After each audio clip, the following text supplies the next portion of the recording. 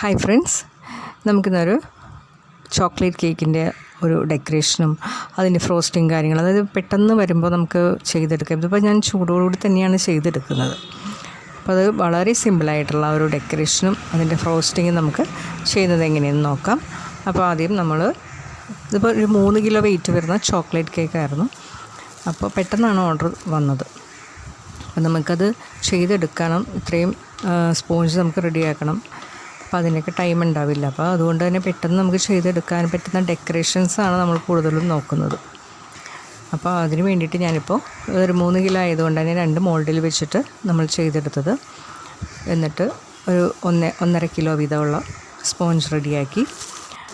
നല്ല മോയ്സ്ചറായിട്ടുള്ള, നല്ല സ്പോഞ്ചി ആയിട്ടുള്ള അടിപൊളി കളറുമാണ്, നല്ല സ്മെല്ലും. നല്ല ഡാർക്ക് കൊക്കോ പൗഡർ, നല്ല ബ്രാൻഡഡ് ആയിട്ടുള്ള നമ്മൾ കൊക്കോ പൗഡർ യൂസ് ചെയ്ത് നല്ല ഇതേപോലെയുള്ള നമ്മളുടെ ചോക്ലേറ്റ് കേക്ക് നമുക്ക് കിട്ടും. നല്ല ടേസ്റ്റുമാണ്, അടിപൊളി. ആ ഒരു ടെക്സ്ചർ കാണുമ്പോൾ തന്നെ നിങ്ങൾക്കറിയാം നല്ല ഹൈറ്റിൽ കിട്ടിയിട്ടുണ്ട്. അതായത് ഒരു 4 ലെയർ വരെ നമുക്ക് വേണമെങ്കിൽ കട്ട് ചെയ്യാം. പക്ഷേ അതിൻ്റെ ആവശ്യമില്ല, നന്നായിട്ട് പരത്തി ചെയ്യാൻ വേണ്ടിയിട്ടായിരുന്നു കസ്റ്റമർ പറഞ്ഞിരുന്നത്. അപ്പോൾ അതുകൊണ്ട് തന്നെ നമുക്കധികം ഹൈറ്റിൻ്റെ ആവശ്യം ഉണ്ടായിരുന്നില്ല. അപ്പോൾ ഞാനിപ്പോൾ അതിൻ്റെ ഒരു ടെക്സ്ചറും ഹൈറ്റും കാണിച്ചെന്ന് പറഞ്ഞാൽ അത്രയും നന്നായിട്ട് നമ്മളുടെ സ്പഞ്ച് നമുക്ക് കിട്ടും. ഇതേപോലെ ഡാർക്ക് കൊക്കോ പൗഡർ നല്ലൊരു ബ്രാൻഡഡ് വാങ്ങിയാലും, പിന്നെ ബ്രാൻഡഡ് വാങ്ങിയാൽ തന്നെ നമുക്ക് നല്ല രീതിയിലുള്ള ഒരു ചോക്ലേറ്റ് ടേസ്റ്റി ആയിട്ടുള്ളത് കിട്ടും. പിന്നെ നമ്മൾ ചെയ്യുന്ന ഒരു മെത്തേഡ് അനുസരിച്ച് നമുക്ക് നല്ല മോയ്സ്ചറായിട്ടുള്ള, നല്ല സ്പോഞ്ചി ആയിട്ടുള്ള ആ ഒരു സ്പഞ്ച് നമുക്ക് റെഡിയാക്കിയെടുക്കാൻ പറ്റും. ഇപ്പോൾ ഇത് ഞാൻ പെട്ടെന്ന് റെഡിയാക്കിയത് കൊണ്ട് തന്നെ നല്ല ചൂടായിരുന്നു, കൈ പൊള്ളുന്നുണ്ട്. അപ്പോൾ അതുകൊണ്ട് തന്നെ നമുക്ക് കട്ട് ചെയ്യാൻ വലിയ ബുദ്ധിമുട്ടായിരുന്നു, പെട്ടെന്നൊക്കെ പൊടിഞ്ഞു പോകുന്നുണ്ടായിരുന്നു. അപ്പോൾ അതുകൊണ്ട് തന്നെ നമുക്ക് ഇപ്പോൾ നേരത്തേക്ക് ഓർഡർ കിട്ടുകയാണെങ്കിൽ നമ്മൾ ഓവർനൈറ്റ് ചെയ്ത് വെച്ചാൽ നല്ല ഈസി ആയിട്ട് നമുക്ക് കട്ട് ചെയ്തെടുക്കാൻ പറ്റും. അപ്പോൾ പൊടിഞ്ഞൊന്നും പോകാതെ തന്നെ.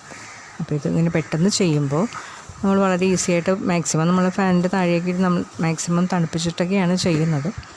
എങ്കിൽ പോലും സമയമില്ലാത്ത നേരം കൊണ്ട് നമ്മൾ അത്രയും സമയം കൊണ്ട് ഇത് റെഡിയാക്കി എടുക്കണം. അപ്പോൾ ഞാനിത് 2-3 ലെയറായിട്ട് കട്ട് ചെയ്തെടുത്തു.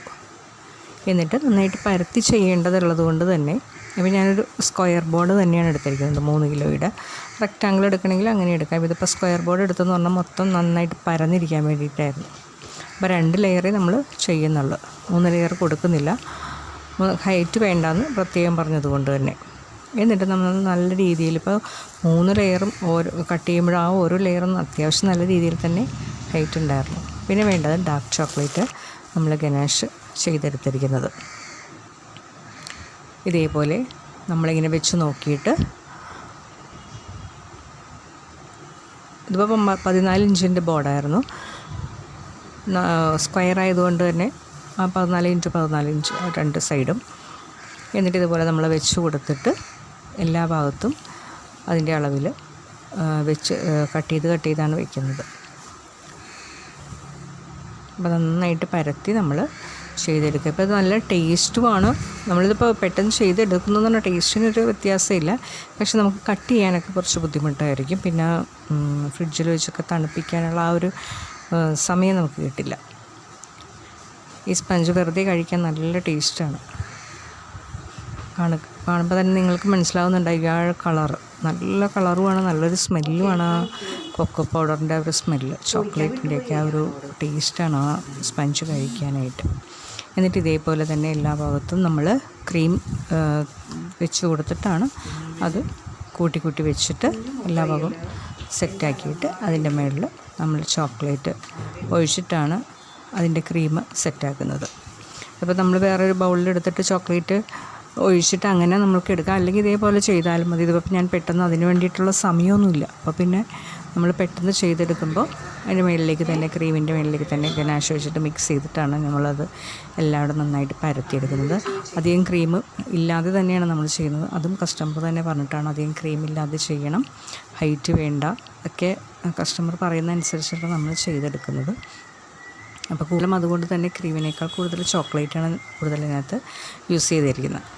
അപ്പോൾ നല്ല ടേസ്റ്റിന് ഒരു കുറവും വരാത്ത രീതിയിൽ, കാരണം ആകെ 2 ലെയറേ ഉള്ളൂ. അപ്പോൾ തന്നെ നല്ല രീതിയിൽ, നല്ല ടേസ്റ്റിൽ നമ്മൾ കസ്റ്റമറിന് കൊടുക്കുന്ന രീതിയിൽ അതുപോലെ ക്രീം കുറച്ചിട്ട് ചോക്ലേറ്റ് കൂട്ടിയിട്ട് നമ്മൾ ഇട്ട് കൊടുക്കണം.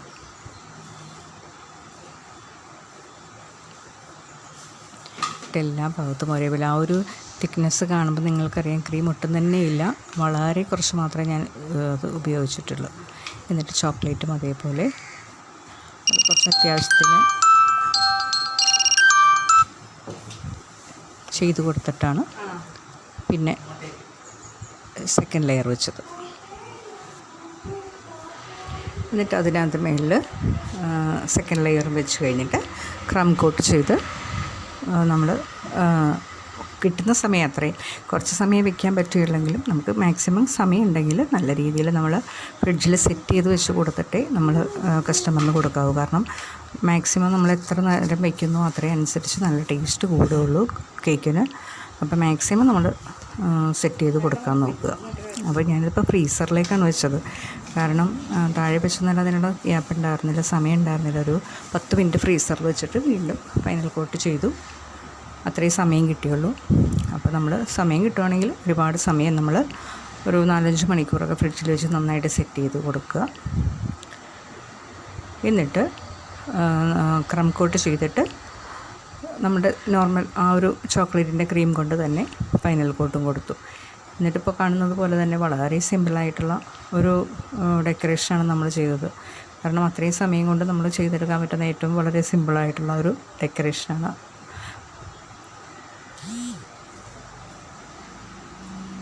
നന്നായിട്ട് ക്രം കോട്ട് നമ്മൾ ചെയ്ത് കൊടുക്കുക.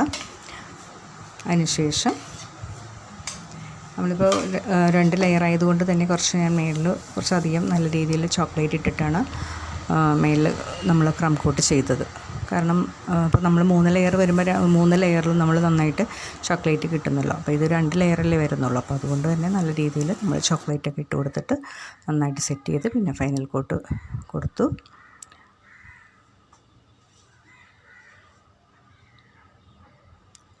നല്ല രീതിയിലുള്ള മോയ്സ്ചറായിട്ടുള്ള നമ്മുടെ സ്പഞ്ച്, ചോക്ലേറ്റ് സ്പഞ്ച് ഞാൻ ഇതിനു മുമ്പ് വീഡിയോ അപ്ലോഡ് ചെയ്തിട്ടുണ്ട്. കാണാൻ താല്പര്യമുള്ളവർക്ക് വേണമെങ്കിൽ ഞാൻ ഡിസ്ക്രിപ്ഷൻ ബോക്സിൽ അതിൻ്റെ ലിങ്ക് കൊടുത്തേക്കാം, ഒന്ന് ചെക്ക് ചെയ്താൽ മതി. അടിപൊളിയായിട്ട് നമുക്കുള്ള ആ ഒരു സ്പഞ്ചൊക്കെ നമുക്ക് ഈസി ആയിട്ട് നമുക്ക് റെഡിയാക്കാൻ പറ്റും. നല്ല ടേസ്റ്റും നല്ല അത് ക്രീം ഇല്ലാതെ തന്നെ കഴിക്കാൻ പറ്റുന്ന അത്രയും നല്ല ടേസ്റ്റുള്ള ആ ഒരു സ്പഞ്ചായിരിക്കും അത്. അപ്പം ഒന്നാമത്തെ കാര്യം നമ്മൾ ബ്രാൻഡഡ് ആയിട്ടുള്ള കൊക്കോ പൗഡർ വാങ്ങിക്കുക. അതേപോലെ അതിൻ്റെ ഫ്ലോറ് എല്ലാ കാര്യങ്ങളും നമ്മൾ ബ്രാൻഡഡ് ആയിട്ടുള്ളത് തന്നെ വാങ്ങണം. എങ്കിൽ മാത്രമേ നമ്മൾ ചെയ്തെടുക്കുന്ന ആ ഒരു കേക്കിന് നല്ല പെർഫെക്റ്റായിട്ട് നമുക്ക് ആ ടേസ്റ്റോടു കൂടി തന്നെ നമുക്ക് കൊടുക്കാൻ പറ്റുള്ളൂ. നല്ല രീതിയിൽ ഫൈനൽ കോട്ട് കൊടുത്തിട്ട് പിന്നെ മേളിൽ സൈഡിലായിട്ട് മാത്രം ഗനാഷ് ഒഴിച്ച് കൊടുത്തു. പിന്നെ അതിൻ്റെ നടുക്ക് ഹാപ്പി ക്രിസ്മസ് എന്നുള്ളത് എഴുതി വെച്ചിട്ടുണ്ട്.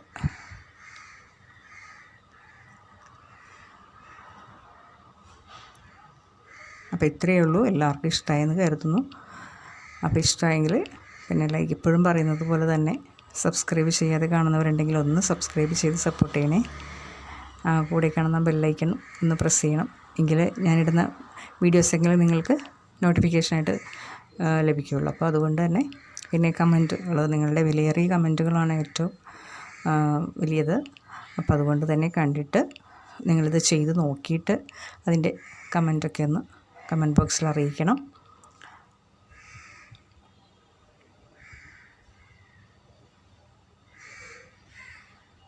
വളരെ സിമ്പിളായിട്ടുള്ള ഡെക്കറേഷനാണ്.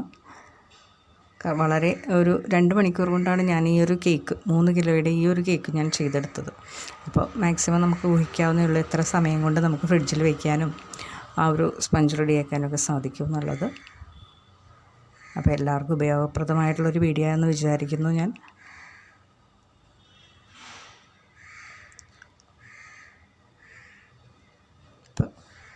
Thanks for watching.